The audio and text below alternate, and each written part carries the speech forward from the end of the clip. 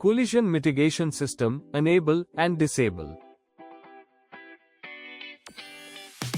Autonomous emergency braking system will get activated when the following prerequisites are satisfied and feature is enabled from center information display. Enable. Collision mitigation system can be enabled and disabled from Drive Assist in App Drawer. Select Collision Warning under Assistance tab. Select Warning under Auto Emergency Braking to turn on Forward Collision Warning. Select Assist to turn on the Autonomous Emergency Braking. Forward Collision Warning timing can be adjusted up to 3 levels. Late warning is provided at shorter time to collision. Normal collision warning is provided earlier than late setting.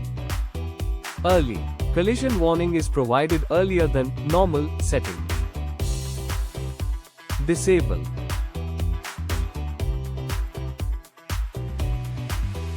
Select Off to turn off the autonomous emergency braking and forward collision warning. Autonomous emergency braking system off, telltale will turn on in the driver information display.